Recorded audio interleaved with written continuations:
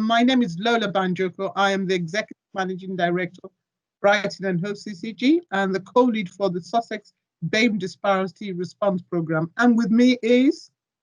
Thanks, Lola. I'm Adam Doyle. I'm the Chief Executive Officer of the Sussex CCGs, the ICS leader. But for the purposes of today, I'm the co-chair with Lola as part of our BAME Disparities work here in Sussex. And this is about Black History Month, so we're welcoming everybody to Black History Month. The theme of this month, this year's Black History Month is dig deeper, look closer, and think bigger. So Adam, my questions to you are going to center around those themes. And I would want you to reflect back the response in line with those themes. So the first question on dig deeper. Can you give me your reflections as the Sussex ICS leader on what your personal views have been on the impact that the contextual framework we're all operating nationally and internationally has been on the BAME community, and what you personally reflected on? Okay, so the last 6 months, first of all, have been incredibly challenging for the NHS, for social care, for the wider public sector, both here in Sussex and also, across the country internationally. So I want to begin by thanking all the staff who've worked so hard across all of the organisations across the Sussex system to keep our population healthy and as safe as possible in what has been a really difficult time. So, I start there. I've learned a lot as a leader in that time about, how I lead, what I would do differently, and also, how to get the best out of people. But also I've recognised that COVID-19 has shown us some of the underlying disparities that existed in society already, particularly for the BAME community. And Lola, you and I have just discussed this many times over the past 6 months. So there's two parts to that, aren't there? There's the sort of the societal bit, which, we sort of knew, but it has told us again. So how many more things do we need to be told that there's disparity for BAME populations in our society? And that permeates in every part of public life. So every different public sector organisation, every private sector organisation, it's a thing that happens in society. So there's many things I'm proud of about how the Sussex system have responded in the first wave of COVID. But I can't sit there and say that I'm proud that certain communities and the population that I serve have had a worse outcome on the back of this. And therefore, we've got to do some stuff to fix it. I've met a number of people over the last couple of months, and there's so many things that I remember. I will always remember this time. In 20 years' time, I'll look back and go, COVID-19. You'll look back and go, what was I doing in COVID-19? And I'm sure over time I'll forget some of it. But I know what will stick with me will be the conversation I had with some members of the BAME community who said to me, Adam, we appreciate you coming to see us, but why has it taken a global pandemic for people to recognise there's an issue? And I didn't, and I still don't really have an answer for that. But I do know we've got to do something differently to get that right. Thank you very much. I really love your honesty where you say you don't have all the answers. And I think that anybody listening to this conversation has to actually reflect that nobody has the answers, but collectively we do have the answers, and therefore it's working together. Now, the second theme, which is look closer. As a Black person, I tend to hear this phrase said to me by someone who is not from the BAME community. I don't see colour. Can you look closer and tell me what your thoughts are on that statement? So we've had this conversation before, so you know what I'm going to say. But okay, let's look at the screen. I mean, when this goes out, I'm not sure how many people will be able to see what's behind you, but you've got a screen behind you with many global icons from the BAME community, I think. And I can see every colour of skin tone, but also many different colours. So, like Lola, come on, like this phone here is black. So I know it's black. So I know that Zade Smith is wearing a red scarf in that picture behind you.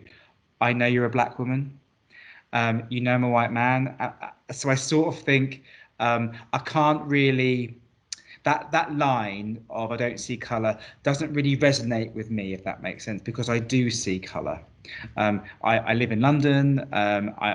You know, in pre-COVID times, I'd walk around it and see many different people from many different backgrounds, from many different ethnic groups, and the fact for me to say that I can't see that, I think is a bit disrespectful and a bit disingenuous from my perspective. I have heard some white people say that, and I've often asked them to explain what they mean. I've struggled yet to hear a coherent answer for that, if that makes sense. But I'd love to hear one. But from where I sit, I sort of think I'm not colourblind, so I shouldn't be saying I am, really. Thank you very much. I'll just say, as a black person, I kind of think, well, how can you not see colour? I'm in front of you. It's obvious. Yeah. And I think maybe people feel uncomfortable, and it's probably how they want to express themselves. But I think you kind of have to say you do see it. You know, if you see it, you see. You know, you can see it. Now, the next theme is obviously think bigger. Right. So I want you to think bigger when you give me your response to this. What do you see as the big and bigger picture in Sussex health and care system over the next, I would say, 3 years? Okay, so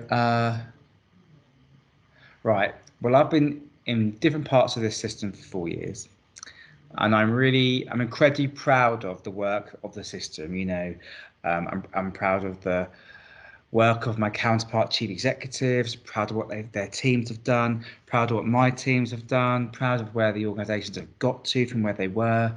You know, we've worked together for 4 years. I'm proud of the work that you've done. So I'm I'm of a position where, you know, the system has done well. But there are parts of it that still aren't right because, first of all, no system is perfect. Yeah. But I look at our health inequalities and I do go, there's work to be done there. I'm really pleased that Vivek, one of our very leading leaders from the BAME community, one of our clinicians working in our community trust, is taking forward our work when it comes to population health disparities and how we're going to manage inequalities. We've done some work, but I think the targeted work now for health inequalities at a local level, that's what we're about for the next 3 years, I think. There's always the other stuff that we've got to do across the NHS about things like acute services, cancer care, making sure people get seen quickly, making sure we've got resilient primary care. But what I feel now is we've got the right platform to really drive through health inequalities in that way.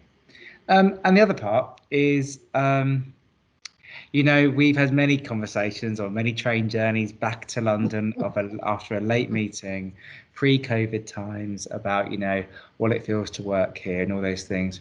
So we've got to move on the health inequalities bit, but also I want the population and the people who work in our services to want to work here. And I think our trust has done loads of work for that. But to truly do that, we have to have an inclusive culture.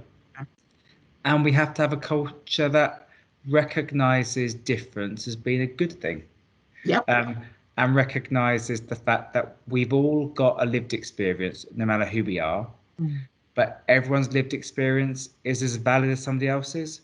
Yep. So therefore, our population deserve people who work in the service to understand their needs. So therefore, we've got to continue to drive further inclusion in our cultures to really give our staff and our communities what they deserve. That's very, yeah, that's very, very helpful. And I think the word health inequality is really important, because in even all our services that we offer, even with waiting times, waiting lists, you find that the people who feel excluded are the ones who don't push further in terms of even moving up the queue because they haven't made complaints. So I say to people, the weak get weaker and the stronger get stronger. So I really value your response on health inequalities. Now, as this comes to a close, our interview, you touched on what's behind me. So, and I'm sure anybody watching this video, you would have spotted, I hope you've been listening to Adam and myself, not trying to guess who are the people in those images. But I'm going to give Adam, and I'll ask him to name 6 people, and I'm sure he hopes nobody gets up to 6, so he can say he got the highest when he named. So Adam, can you name 6 people, and that you can name, from the names behind me, and then pick one person that you say probably inspires you and say why. Right, so I'm a competitive person. So this Yes, is going to be very good now for me, isn't it? Right, let's give it a go. Right, I can see. Okay, right, I can see Idris Elba, yeah, Archbishop Desmond Tutu, Diane Abbott, Rosa Parks, 4, Sade Smith, but I've already called her 5, out. Bob Marley, 6, Nelson Mandela, Muhammad 7, Ali. Shall I 8. carry on? Let's leave it at 8. Let's leave it at 8. And guys, if you're watching this video, try and get more than 8. Although you would have got 8 because you would have heard what Adam said. So if you've heard what Adam said, that means you've got to at least get 6 more. Now, tell me who inspires you out of the 8 you named. And It why? has to be, when I clocked her straight away, it would have to be Sade Smith. Oh, surprising. Why? I thought you would go for the fine gentleman, competitive gentleman called Muhammad Ali, someone who always wanted to have the final say whenever he spoke. Oh, I wonder who that reminds me of. But go ahead and tell me why, Chad, why you picked her. So I picked Sade Smith mainly because, well, first of all, I like her writing. I read all of her books. But on a holiday a long time ago, I sat and read White Teeth. And what I remember reading whilst reading that book was her ability to talk about the perspective of so many different people from an authentic way. And, I read a lot. So I do like a book where you are hearing from the person about what they're thinking and feeling, because it allows you to sort of take some perspective of what it might be to be a woman, to be black, to be straight, to be Muslim, so it gives you that ability, and her writing evokes that for me. That's very helpful. So thank you very much, Adam. And for those of you watching this video, just to say, obviously this is Black History Month. One of the key outputs Adam and I would like for everyone across Sussex Health and Care Partnership to take away from this month really is an understanding and awareness of each other's lived experience. So Adam and I working together is a good combination because, first of all, I hear his lived experience and he hears mine. And collectively, we can then address the issues and challenges we have. And that will be what I would want over the course of this month, as you hear, as you engage with the process, as you listen. And it's not about a BAME thing versus non-BAME. It is actually collective, joint working and understanding so that together we can actually make the impact, as Adam spoke about, the health inequalities that we need to address. So I hope you enjoy Black History Month, and we will be back at the end of the month.